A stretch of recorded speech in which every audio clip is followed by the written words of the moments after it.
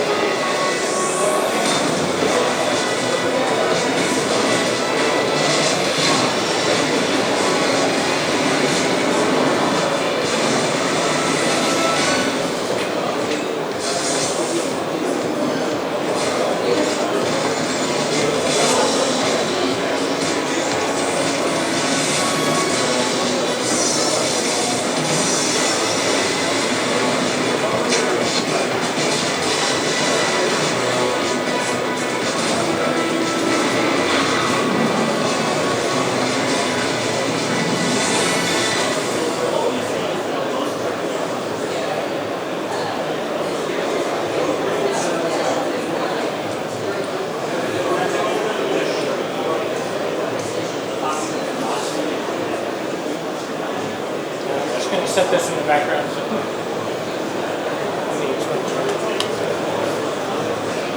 Okay, so I was just going to talk about the game a little bit. Really don't have a big presentation plan for this one. A little bit of time. Any questions you guys want to ask, feel free to interrupt at any point. So, as I was saying, Gigantic is 5-on-5 PvP, played online. It's Windows 10 Store, Xbox One, and Perfect World's Arc. We actually just finished getting stuff over on Arc, and finally just got party support in for that. It's obviously playing game online, playing with your friends is a lot better. What we tried to do with Gigantic is create a game that is easy to get into, can be very accessible and fun for everybody to play, but that also will have the depth and level of play balance that lets people play it competitively and enjoy it for a long time. And so, you know, the first two things we sort of expect people to notice about Gigantic are the speed of it and the art style. And both of these things really speak to what we wanted to do with the game in terms of creating a feeling of joy when you're playing it, even though it's a competitive game.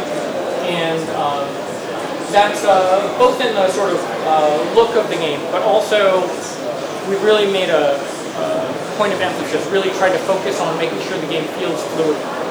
And you can see the game combines characters that do melee and characters that play like they're in a shooter. That's also a part of what we're trying to do. There are also characters that play a little bit more like an RPG character. The skill interactions are a little more complex, and it's a little bit less about you know, fast reflexes, though you need okay reflexes with all the characters. And the reason we did that was to make it so that people with all kinds of different gaming backgrounds could jump into Gigantic and enjoy it. And the idea was to basically take characters from different genres of games, different kinds of games, and put them into one arena together. The goal of Gigantic is to defeat the enemy guardian. You can see both teams have one of these giant creatures, and every battle consists of two phases that goes back and forth. One is what we call race for power, and in that you are trying to get your guardian to full power, 100% power. Whichever guardian reaches full power first is going to attack the other. And then that takes you to the other phase, which is trying to get a wound or defend against a wound. When, so, you know, doing the things you would expect to do, it's just killing enemies, killing the creatures that they've summoned. And then there are also, sometimes as power orbs appear on the map, that's to make control of the map important and to force conflict. Whichever one gets to power first, attacks. And then you have a very small window, about 20 seconds, to come in and get the window. And so then this becomes a different phase, and the game goes back and forth between these two. You can think of this as, sort of having a shot on goal. Now you've got a chance to do something, but if you don't do something with it, you've squandered that opportunity. And it's 3 wounds to win the game. Really wanted to make a game where it's always possible to come back. That it's not that you played the first few minutes and you kind of know who won, but now you just have to play it out. By having these 3 wounds and creating these moments of trying to secure the wound, or being able to get to full power right before the enemy team, even if you struggled a little bit, it always gives you a chance to get back into the game and turn it around. Another key part of the game is controlling the map. Creatures that you can summon. As I said, like the moment to moment, like the running around in the game is very straightforward. It controls like a shooter. If you see, it's WASD movement, spacebar, jump, shift, just sprint. Should feel very familiar and easy to pick up for people who have done any kind of like shooter or action gaming. We wanted to make sure there was enough strategic depth for people who were playing for a long time. And so there are spots where you can summon creatures. The different creatures have different roles. So you can summon a bloomer, it's a tree creature that grows fruit that will heal members of your team only. Or a cyclops that puts up gates that only open for your team. A Cerberus that detects enemies, or a drake that bombards enemies. And figuring out where you want which creatures and how to take advantage of those is a part of the long-term strategy. Is it okay so far? All that makes sense. So game's been in development for a little while. We've I talked about sort of our high-level goals, and they sound pretty simple. They're actually pretty difficult to execute. So it's taken us a while to get to a point, from a balance standpoint, mechanics, where we feel like it's going to succeed. We feel very good about the state that it's in right now. There's still more to work on. Now we're really focused on making sure we're adding new heroes and new maps, and also on polishing the experience. I mean, if you played it last year, play it this year, and we'll give you a pass so you can get in faster. The game should feel more fluid, more finished, more polished. There's still a lot of stuff we're working on to improve it, but it's a really big push for us right now to get to the point where we can just open it up for everybody. That's probably a matter of months at this point. Definitely won't be next month.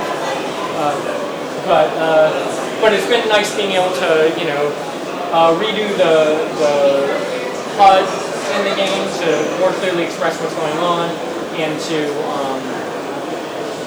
work on a lot of just the way the camera animates when you get launched into the air. It makes it much clearer now when that happens than before. So there's been a lot of polish that's gone into the game.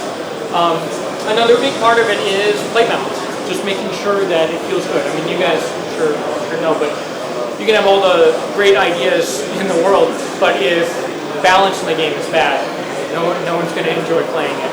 And so we, from the start, have been committed to making sure that balance is good to start, but also that we know how to keep balancing the game. Especially as we add heroes and maps, but also as we bring new players in, it's always an ongoing challenge to make sure that balance is very good. And the way that we do that is by involving players from the start. And so we have a program we call the core playtesters, who get to have new builds of the game multiple times a week. And we actually play against them every week, with them every week, and engage in design and balance discussions with them every week. And, we don't always take their suggestions. They don't always like the choices that we make. But just as when the game is live, learning how to take that feedback and learn from it, understand your game better, do a better job, is an important part of making sure that when the game is live, people are going to enjoy it. Do you guys have any questions about? I'm going to switch one more time.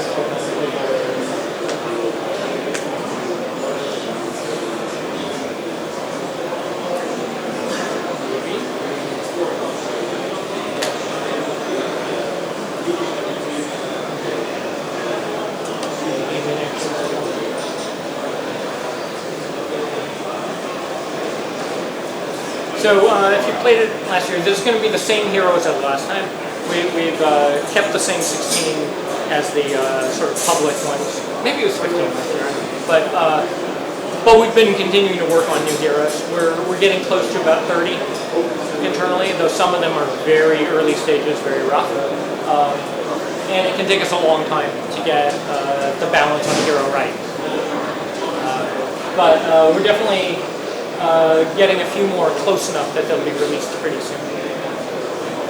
And we're at 3 maps right now, and then have a 4th one that we're actively working on. And our core testers like the new map the most, so that's always good. We try to, get better each time. We've also done a lot of work. Some of it's not reflected in the build here, of reworking some of the upgrade systems. One of the things you'll see in this game that is kind of unique is the way we handle skill upgrades.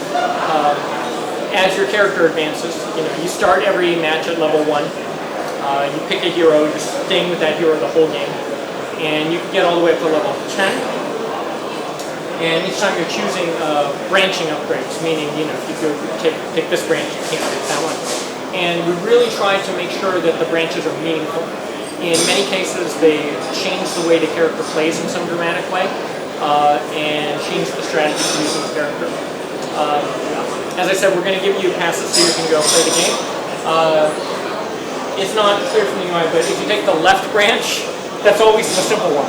That's always the one that just builds on what you have, just sort of makes the character better. If you take the right branch, it may have a trade-off. May change the skill dramatically, may change the way you have to play the character dramatically.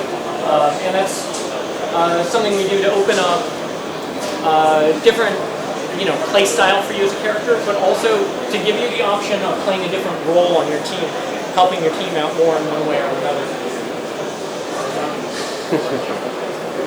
So like Imani there, the sniper, she has different upgrades on her RMB, her right mouse button skill. That's how you zoom in, just normal shooter sniper stuff. One where it's about staying in scope for a long time and being able to build up a much more powerful shot. Another where it's about being able to shoot quickly while scoped. And so that choice suddenly makes a huge change for how you're going to play her as a character. And then she has a smoke bomb that she can use to make herself invisible, very briefly. And that one you can upgrade it so that it interrupts enemies and becomes something that you can really use to help a team fight. Or you can upgrade it so you can jump through it on the ground and it launches you through the air. So it becomes very good at increasing your own survivability. So you have to make this choice as Imani as to whether you're going to help your team more or help yourself more. And we try to make interesting trade-offs on every skill, on every hero that really let you change how it's played, and then also look at what does my team need. Maybe as Imani, all your team needs is for you to survive, and it's not a selfish choice to not do the interrupt. Maybe your team's a little bit weak in a team fight, doesn't have the survivability. Nobody on your team, that guy or this guy, who are the two toughest characters, and so because of that, they need your smoke bomb to help them stay alive. And so having all of those kind of choices throughout the game is part of giving you variety